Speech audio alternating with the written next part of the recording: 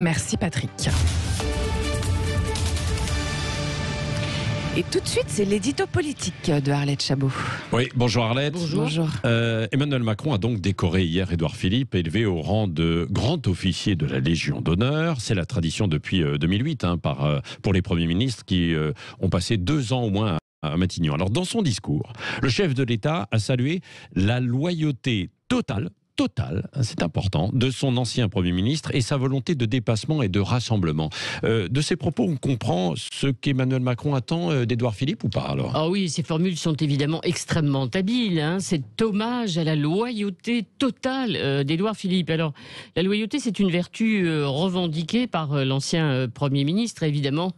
Elle lui interdit de concurrencer Emmanuel Macron et donc impossible pour lui d'être candidat en 2022. Quant aux louanges sur son esprit de dépassement et de rassemblement, qui a déjà conduit Édouard Philippe à rejoindre Emmanuel Macron en 2017, derrière ces louanges, on comprend le rôle que assigne Emmanuel Macron à Édouard Philippe, continuer à ramener vers lui tous les républicains encore un peu égarés et qui croient davantage aux chances d'une réélection du président sortant qu'aux chances d'un candidat qu'ils auront tant de mal à choisir. Alors, en fait, Édouard Philippe, vous savez, il possède un bien précieux, il est populaire, voire même très populaire. Il est aujourd'hui la personnalité politique préférée des Français, devançant Nicolas Hulot.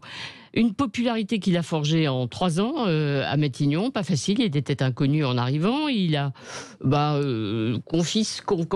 confectionné une image mêlant à la fois rigueur et humour.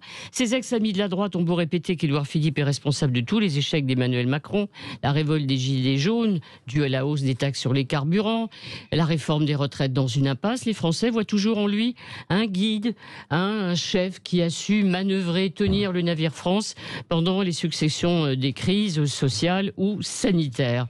Donc vous avez compris, en fait c'est très simple, Emmanuel Macron veut qu'Édouard Philippe l'aide à être réélu. Oui, c'est ça. Alors pour 2022, si Édouard Philippe n'est pas candidat, parce que sait-on jamais quand même. Non, je viens de vous expliquer que la loyauté l'empêche d'être candidat. Non, mais s'il y avait des événements dans le pays, c'est la seule possibilité. C'est la seule possibilité. Sinon, comme il a 52 ans et qu'il est encore jeune, vous pensez qu'il songe à l'Élysée pour 2027 ? Forcément, mais la seule question est celle-là. Édouard Philippe a-t-il un destin présidentiel ou bien son nom va-t-il s'ajouter à la liste des grandes figures politiques françaises qui auraient mérité sans doute d'accéder à l'Élysée, mais qui en ont été empêchés. Ils sont nombreux. À gauche, il y a toujours la nostalgie. Pierre Mendès France, président du Conseil sous la 4e République. Il n'a gouverné que 8 mois, mais il reste une référence morale et politique pour toute la gauche et même au-delà. On ajoute Michel Rocard, qui a dû s'effacer devant François Mitterrand, mais dont les idées et la démarche ont inspiré Édouard Philippe et Emmanuel Macron. À droite aussi, il y a des hommes qui ont raté un destin présidentiel. Jacques Chaban-Delmas, Philippe Séguin, le gaulliste social, et puis bien sûr Alain Juppé, le fidèle, le loyal, lui aussi, à Jacques Chirac. Les sondages annonçaient son élection avec certitude 1 an avant l'échéance de 2017. Alors pourquoi ont-ils échoué ? Les circonstances, leur caractère, chacun ait sa réponse. Alors, Édouard Philippe sera-t-il l'homme d'un seul passage réussi à Matignon ? Ou bien, il dit qu'il est loyal, mais aussi libre. Comment va-t-il exercer sa liberté ? C'est la deuxième question à laquelle je ne saurais pas répondre ce matin. Et puis l'histoire n'est jamais écrite d'avance, vous le savez. Merci Arlette Chabot.